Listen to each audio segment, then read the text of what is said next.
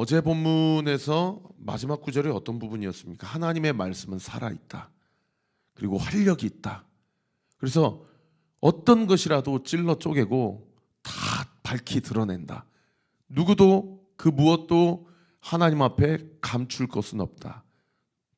그렇게 말씀을 하시고 이제 어제 본문이 끝났는데 오늘 본문 14절에 보세요. 그러므로, 그러니까 어제 본문까지만 보면 하나님의 말씀은 우리를 어떻게 한다는 거예요? 우리를 찌르고 우리를 밝히 드러내고, 그러니까 어떤 의미에서는 우리를 수치스럽게 하고 또 우리를 죄책감에 휩싸이게 하는 것 같은 그런 이제 오해를 할 수 있게 되는 그런 기능이 있지 않습니까? 그런데 하나님의 말씀이 우리에게 죄책감으로 남지 않는 것은 오늘 본문 14절에 보세요. 우리에게 큰 대제사장이 계시니 승천하시니 곧 하나님의 아들 예수시라. 여러분, 예수님은 우리를 정죄하지 않으십니다. 저는 늘 마음에 나도 너를 정죄하지 않는다. 그러니 가서 다시는 이와 같은 죄를 범치 말라. 여러분, 이 말씀이 가늠한 여인에게 하신 말씀이 아니고 오늘을 살아가는 우리 각자에게 하신 말씀입니다.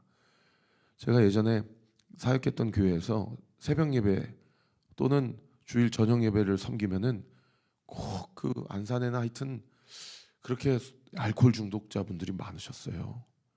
그러니까 새벽 예배 때마다 오면은요, 오늘 우리 교회로 치면 요 앞에 와가지고 머리를 땅에 이렇게 댑니다. 머리를 땅에 이렇게 대요. 그리고 그 알코올 냄새가 풍기고 그렇게 그 노숙 냄새가 풍기는데, 하나님, 죄인입니다. 죄인이 왔습니다. 저를 불쌍히 여겨주세요. 그러니까 앞에서 설교하거나 찬양인들 하면 그렇게 부담스러워요. 근데 무슨 생각이 드냐면, 하나님 앞에 나올 때는 다른 믿음이 아니라 탕자가 아버지한테 갈 때 나를 받아주신다고 갔습니까? 나를 품꾼으로, 나를 종으로 써도 나는 그럴 자격이 없는데 그렇게라도 나를 써주세요 하고 갔거든요. 근데 아버지는 어떻게 합니까? 세마포 옷은 오늘날 우리로 얘기하면 제일 좋은 명품입니다. 가락지를 끼워주고 송아지를 잡고 잔치를 베풀잖아요. 그러니까 그게 나쁜 의미에 어떻게 보면 어떻게 오해할 수 있냐면, 하나님은 낯짝 있는 사람, 이 얼굴 두꺼운 사람을 좋아하시는 거야, 이렇게 오해할 수 있지만은, 여러분, 나를 향한 하나님의 은혜와 그분의 사랑의 크기와 넓이와 길이와 높이와 깊이는 이거는요 측량할 수가 없는 거예요. 여러분, 우리가 하나님 앞에 나올 때 그런 믿음을 가지고 나와야 돼요. 할렐루야. 그래서 그 다음 구절에 뭐라고 합니까? 우리가 믿는 도리를 굳게 잡을 자다. 여기서 말하는 도리가 뭐예요?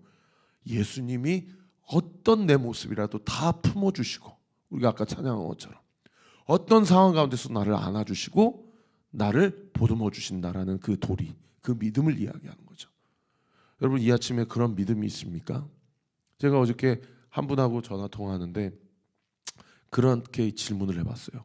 믿음이 흔들릴 때는 어떻게 하냐? 언제 믿음이 흔들리냐?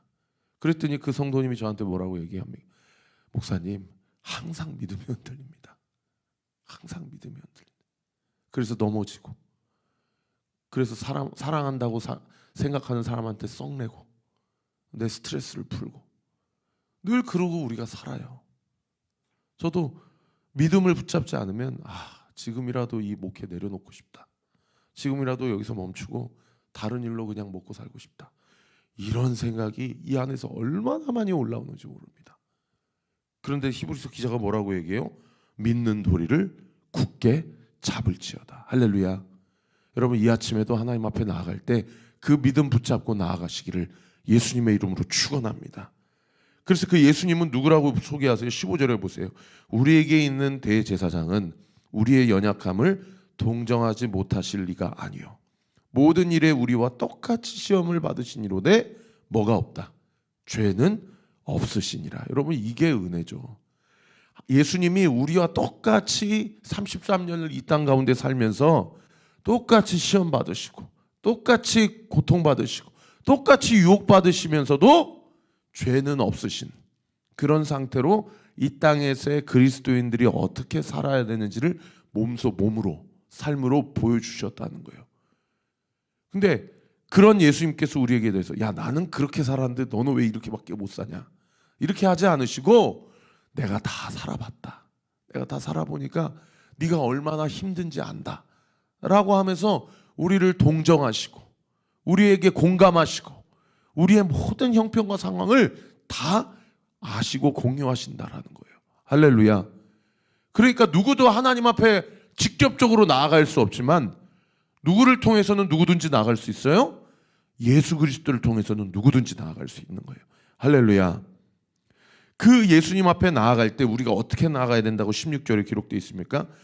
이 긍휼, 은혜 이런 단어가 계속 반복되고 있어요. 16절 보세요. 우리 같이 한번 읽어봅시다. 시작. 그러므로 우리는 긍휼하심을 받고 때를 따라 돕는 은혜를 얻기 위하여 은혜의 보좌 앞에 담대히 나아갈 것이니라. 여기 긍휼, 은혜 여러분 이 긍휼과 은혜로 말미암아 담대히 나아가는 거예요. 할렐루야. 어떤 공로로 어떤 자기 자랑으로 어떤 자기의 열심으로 누구도 주님 앞에 담대히 나아갈 수 없지만 우리가 주님 앞에 담대히 나아갈 수 있는 유일한 근거는 무엇입니까? 나를 향한 은혜와 긍휼이라는 거예요. 할렐루야. 이 아침에 같이 한번 따라해 주세요. 하나님 나에게 은혜를 주세요. 하나님 나를 긍휼히 여겨주세요. 불쌍히 여겨주세요. 여러분 그렇게 기도하고 철저하게 마음을 낮추고 주의 이름을 부르짖는 예수님의 이름을 붙잡고 나아가는 자들에게 하나님께서 오늘 이 하루도 우리를 외면하지 않으시고 우리를 동정하시고 우리를 품에 품어주시고 심지어 우리로 하여금 예수님의 말씀 앞에 순종할 수 있는 힘을 공급해 주시는 줄 믿으시기를 우리 구주 예수 그리스도 이름으로 축원합니다. 그러면서 이제 5장 1절부터 예수님이 누군지에 대해서 이제 히브리서의 닉네임이 신약의 레위기라고 제가 말씀드렸잖아요. 5장 1절부터 율법적, 법률적으로 예수 그리스도께서 어떠한 법적 근거로 그분이 유일한 대제사장, 그분을 통해서만 속죄가 가능하고 그분을 통해서만 하나님을 예배할 수 있는지를 법률적으로 율법적으로 소개하고 있는 본문이 5장 1절 이하의 본문이에요. 5장 1절에 보세요. 대제사장마다 사람 가운데서 택한 자이다. 이게 무슨 얘기입니까? 이스라엘의 모든 대제사장은 다 사람 가운데서 택함을 받았기 때문에 그 대제사장 자신도 죄인이다 그 얘기예요. 그 다음 구절. 하나님께 속한 일에 사람을 위하여 예물과 속죄하는 제사를 드리게 한다. 이것도 무슨 얘기예요? 자기가 죄인이기 때문에 먼저 자기를 속죄하는 예물과 속죄 제물을 드리고 그 다음 대제사장의 직분을 감당할 수 있었다 이 얘기죠. 2절. 그가 무식하고 미혹된 자를 능히 용납할 수 있는 것은 자기도 연약함에 휩싸였음이니라. 자기가 하나님 앞에서 연약함을 동정받고 긍휼하심을 받고 자비하심을 받았기 때문에. 왜요? 자기 죄인인데 어떻게 자기가 대제사장 직분을 감당해요? 그러니까 자기가 먼저 은혜를 받은 거예요. 그러니까 무식하고 그리고 미혹된 자들이 나왔을 때 그들을 위해서 하나님 앞에 대제사장의 직분을 능히 감당할 수 있는 것은 뭐예요? 자기가 은혜로 이 직분을 감당하기 때문에 그 사람에게도 은혜로 이 직분을 감당할 수 있도록 하게 한다는 거예요. 3절. 그러므로 백성을 위하여 속죄제를 드림과 같이 또한 자신을 위하여도 드리는 것이 마땅하니라. 그러니까 백성을 위해서 속죄제물을 드리는 것처럼 자기도 죄인이니까 자기 스스로를 위해도 속죄제물을 드리는 것이 당연하다. 이게 이제 대제사장에게 인간 대제사장에게 하나님이 주신 은혜이지만 반면에 동전의 양면과 같이 인간 대제사장이 갖고 있는 영적 한계죠. 왜? 자기도 사람이니까. 자기도 죄인이니까. 그런데 이 영적 한계를 가지고 있는 인간 대제사장의 직분이라도 4절에 보세요. 이 존귀는, 이 직분의 존귀함은 아무도 스스로 취하지 못하고 오직 아론과 같이 하나님의 부르심을 받은 자라야 할 것이다. 이 한계가 있는 직분이라도 자기가 하고 싶어서 할 수 있는 직분이 아니고 하나님이, 거기 동그라미 치세요. 하나님의 부르심. 하나님의 부르심을 받은 자라만 이 직분을 감당한다는 거죠. 네. 이와 같이 5절에 보세요. 그리스도께서도 대제사장이 되심이 자기가 하고 싶어서, 그분은 친히 직분과 자격이 있으신 분인데도 불구하고 자기가 하고 싶어서 스스로 취한 영광이 아니고 5절 하반절 오직 말씀하신 이가 그에게 이르시되 너는 내 아들이니 오늘 내가 너를 낳았다 하셨고, 이 부분 구약의 어디 말씀을 인용한 구절이에요? 시편 2편 7절 제왕시 아닙니까? 내가 오늘 너를 낳았다. 예수님만이 유일한 왕이다라는 메시아 찬송시예요. 그러니까 예수님은 스스로 직분과 자격이 되심에도 불구하고 그 대제사장 직분을 본인 스스로 하고 싶어서 취한 것이 아니라 하나님이 예수 그리스도를 세우셨기 때문에 그분만이 대제사장 직분을 감당할 수 있는 유일한 분이라는 것을 이야기하고 있는 거죠. 여러분, 이런 말씀 묵상하면은 우리가 목사, 장로, 안수집사, 권사, 집사, 심지어 성도라는 직분도요, 내가 교회 나왔다고 해서 성도들이 그렇게 불러주고 목사님이 불러주니까 그 직분을 내가 감당하고 있는 게 아닌 거죠. 하나님이 하나님의 부르심으로 우리를 부르셨다는 거예요. 그러면 하나님이 우리를 부르셨으면 우리가 하고 싶어서 할 수 있는 거예요? 우리가 하기 싫어도, 또는 자격과 어떤 그런 직분으로서의 능력이 모자라도 우리가 그것을 해야 되는 거예요? 전자예요, 후자예요? 하기 싫어도 해야 되는 거예요. 하고 싶지 않아도 그 직분을 감당해야 되는 거예요. 근데 오늘날 어떻습니까? 장로 되려고, 권사 되려고, 목사 되려고, 교회에서 인정받으려고, 직분 취하려고 얼마나 많은 그러한 돈, 명예, 권력, 사람들의 인정, 이런 걸로 교회가 변질되고 타락했냐 이 말입니다. 그리고 하나님께서 예수님을 그 유일한 대제사장으로 세우실 때 또 6절에 어디 말씀을 인용해서 이 말씀 설명하고 있는 거 아니? 6절에 보세요. 또한 이와 같이 다른 데서 말씀하시되, 여기 다른 데는 시편 110편 4절입니다.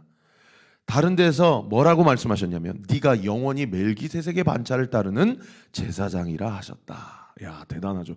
여러분, 시편 110편은 누구의 시인 줄 아세요? 다윗의 시예요. 다윗이 메시아 예수 그리스도가 오면, 여러분, 예수님은 어디 지파 출신이에요?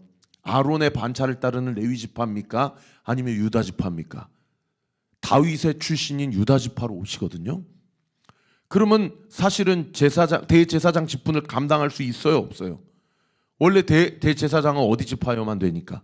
레위 지파여만 되니까. 그런데 예수님은 유다 지파 다윗의 자손으로 오시거든요. 그러니까 다윗이 시편 110편에 뭐라고 예언을 해놨어요? 예수 그리스도는, 메시아는 인간의 그 혈통을 따르는 반차로 오는 것이 아니고 다윗의 후손으로, 즉 멜기세덱의 반차로 오시는 대제사장이다 라고 그렇게 얘기하고 있는 거예요. 그러니까 다윗이 왕이기도 하지만 누군 거예요? 선지자인 거예요. 예언자인 거예요. 그럼 멜기세덱은 누구냐? 그 밑에 도움말에 보세요. 의의 왕이라는 뜻으로 아브라함 당시 예루살렘의 왕이며 하나님의 제사장이다. 가나안의 그돌라오멜 왕 연합군과 싸워 이기고 돌아온 아브라함을 환대하고 축복했는데 아브라함이 그에게 11조를 바침으로 멜기세덱은 영원한 대제사장이며 하나님의 아들 예수 그리스도의 예표자가 되었다. 나중에 히브리서 살펴보면 멜기세덱은 부모도 없고 자식도 없고 어디에 언제 태어났는지 언제 죽었는지도 기록이 안 돼 있다는 거예요. 왜요? 메시아 예수 그리스도를 예표하는 자이기 때문에 태어난 날과 죽은 날이 없어요. 멜기세덱의 반차로 오셨다는 것은 예수님이 유다 지파지만 그분이 인간의 반열과는 차원이 다른 영원한 대제사장 직분을 감당할 수 있는 유일한 법적 근거를 갖추신 분이다 라는 것을 지금 구약의 시편 2편, 시편 110편의 예언을 성취하셨다라는 것을 지금 유대인들에게 소개하고 있는 그런 본문인 것이죠. 7절에 그는 육체에 계실 때에 자기를 죽음에서 능히 구원하실 이에게, 자기를 죽음에서 능히 구원하실 이 누굽니까? 여호와 하나님이시죠. 심한 통곡과 눈물과 간구와 소원을 올렸고, 어떤 사건이 생각나세요? 마태복음 26장에 기록되어 있는 겟세마네 동산에서 땀방울이 핏방울이 되도록 그렇게 눈물을 흘리며 기도한 그 예수님의 기도의 사건이 생각나지 않습니까? 그렇게 하나님 앞에 이 잔을 옮기실 수만 있다면 나에게 옮겨주십시오. 그러나 내 뜻대로 하지 마시고 아버지의 뜻대로 하옵소서 라고 기도했던, 어쩌면 예수님의 인성을 극대화시킨 그 기도 제목을 하나님이 어떻게 하셨대요? 그 다음 구절 보세요. 그의 경건하심으로 말미암아 들으심을 얻었다. 하나님이 그 기도를 들으셨다는 거예요. 그러니까 인간적으로 접근하면 그 인본주의, 하나님의 인성을 강조하는 그 기도는, 기도가 응답된 거예요? 안 응답된 거예요? 예수님이 잔을 옮겨달라고 했으니까 하나님이 예수님의 기도를 응답하지 않으셨구나 라고 오해할 수 있는데, 여러분 오늘 본문에 뭐라고 되어 있습니까? 경건하심으로 말미암아 들으심을 얻었다. 왜요? 하나님의 뜻대로 되기를 원합니다 라고 예수님이 기도하셨기 때문에. 그래서 이 인성, 우리가 가지고 있는 이 인간됨의 가장 큰 극치의 기도문은요, 하나님의 뜻이 이루어지기를 원합니다. 할렐루야. 완벽하게 이루어진 예수님의 눈물과 통곡의 겟세마네 기도였다는 거예요. 제가 우리 교영이랑 같이 새벽 제단을 쌓으면서 여기서 같이 무릎 꿇고 기도하는데, 여러분들 한 사람 한 사람 이름 불러가면서 기도합니다. 근데 다 기도하고 1시간 기도하거든요. 다 기도하고 마지막에 뭐라고 기도하는지 아세요? 이 모든 기도가 저희 뜻대로 응답되기를 원하지 않고 하나님의 뜻대로 응답되기를 원합니다. 여러분, 이 기도가 여러분의 기도의 결론이 되게 하십시오. 그 다음 9절, 8절, 그가 아들이시면서도 받으신 고난으로 순종함을 배워서 온전하게 되셨은즉.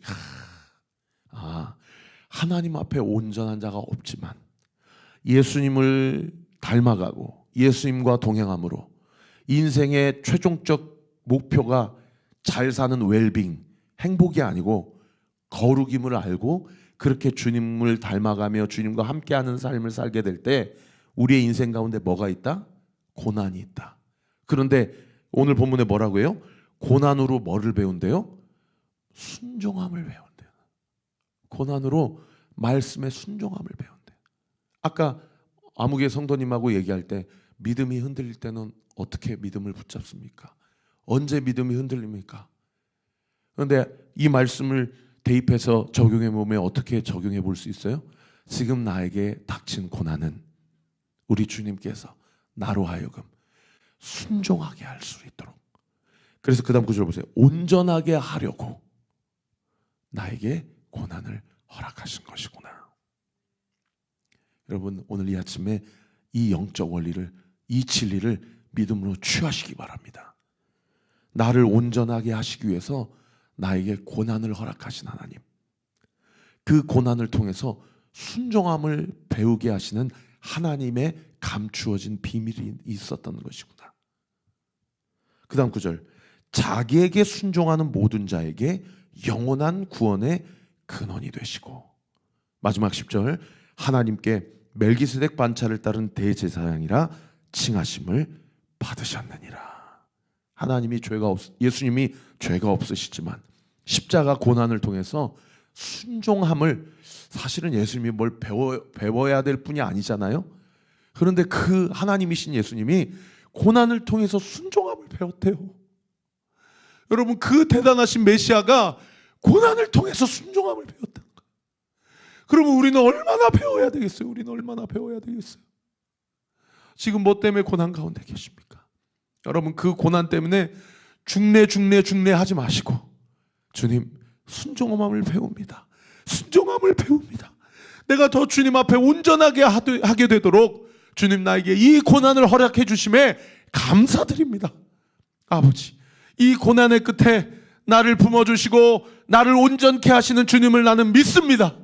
주님, 내가 더 주님 앞에 온전히 순종할 수 있도록 주님 나에게 고난을 허락하시되 이 고난에 순종할 수 있는 힘도 겸하여 공급하여 주옵소서.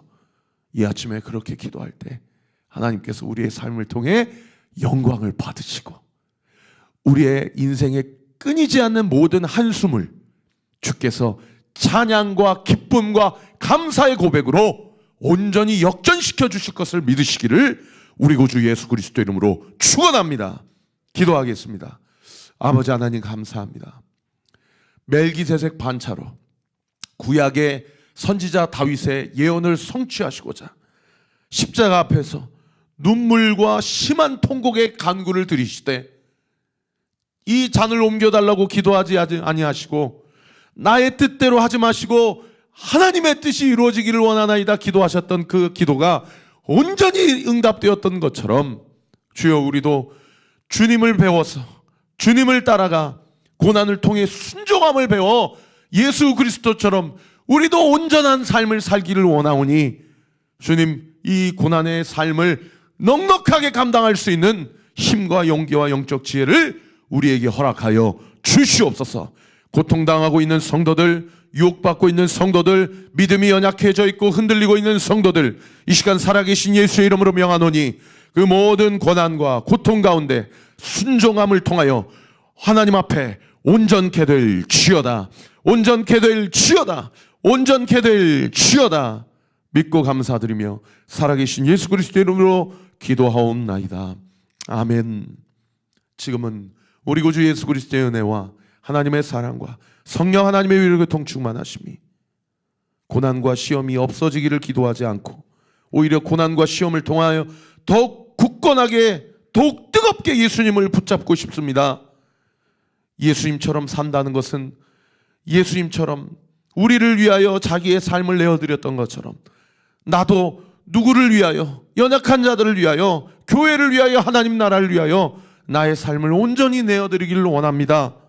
주의 뜻대로 온전히 이루어지게 하옵소서 라고 기도하며 결단하기로 소망하는 우리 사랑하는 온리교회 모든 성도들 머리 위에, 우리 교회를 위해 기도해 주시는 모든 기도의 동역자들 위에 지금으로부터 영원토록 함께 하시기를 간절히 축원하옵나이다. 아멘.